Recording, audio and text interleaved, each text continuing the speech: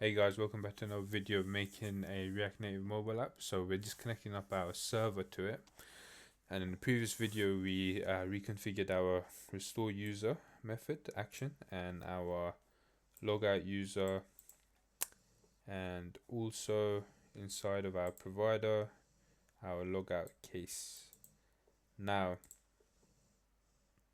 let's double check we don't need anything else in our provider for the time being. So then we can just close it out. Yep, that should be fine. So in our auth, in the register user, let's go ahead and do that. And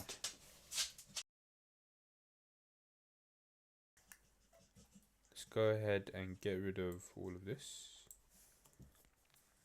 And just above the try, let's add a few variables. So const config equals object headers, curly brackets, and we'll type content dash type is application slash JSON.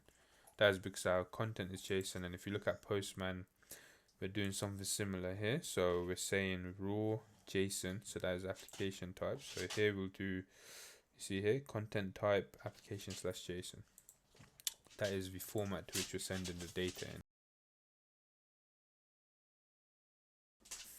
Now, once we've done that, just under, let's type const body equals JSON.stringify data. So we're going to turn our data object here into a JSON string, and then we'll do const res equals await axios dot post, and here we'll type address slash users slash register, and then put our body and our config. Then we'll go ahead and do await async storage dot set item, and then token res dot data dot token, and then await restore user. So, and then we'll provide dispatch for that. So we're just basically reusing our own methods in here to just call everything. And then inside our catch, this is where we'll use our set errors, right? So if an error occurs, and then we'll do dispatch, and our error object will be extract errors e.response.data.errors. So this is going to check the response object of the error that's triggered, and it's going to look for data object, and then it's going to look for errors inside of that. Now, if it doesn't exist, then of course it won't run this, and if it does, then it will put the errors in there. So we can go ahead and save that. Let's load up our app, and let's try and register. Let's click register. Possible unhand. Okay, let's try that again. So it's done that. Oh, it's not login. My bad. Let's go back to register. Let's do a hard refresh real quick, a reload. Let me see what this said. Can't find variable error. Okay, so let's go to register. Click register. Same warning. Where is this? Actions, auth.js, register user.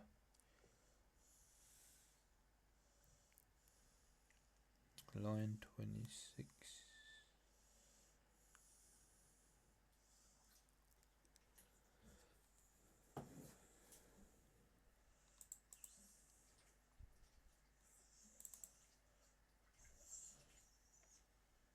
Oh, you need to return errors. My bad. So in the extract errors.json, if you copied me doing return error, it needs to be return errors with an S. And then let's try that again. Do a quick reload or hard reload just to make sure. And then we can go into our register. Click register. Okay, sweet. So this is error handling from the server. So the server has told us, hey, you need to include a valid email and you need to enter a proper password. Let me also just disconnect from my test and then go into our local, so our MongoDB, connect to that. So that was the one we made together in the server side, and then we can confirm if accounts are being created or not, assuming it connects. But while that's connecting, so look, if it doesn't connect, it could just be taking some time. So we'll just go ahead and bring up MongoDB Compass again, so then we can kind of verify that the account is being made and then everything is working smoothly. We can also do some console logs in the server side, which we may do. See, taking its time. Okay, while it's doing that, we can have a look at a few things. So we're going to make a post request to this particular route, and then our content is body.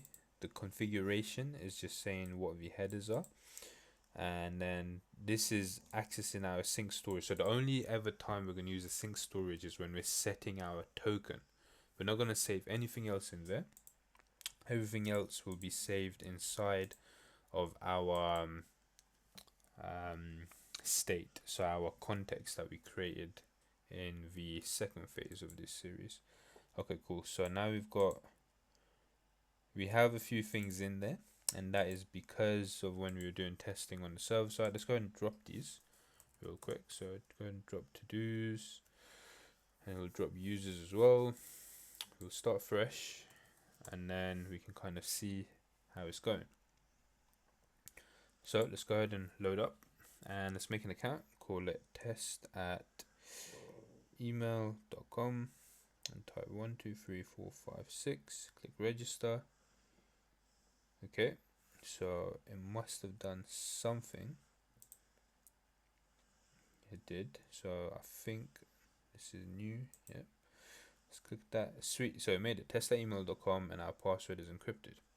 Now, of course, in the front end, it didn't do anything. That's because we need to continue configuring the logic. So in the next video, we'll go ahead and do the login user functionality, and then we'll go into to-do. So catch you guys then. Thanks for watching.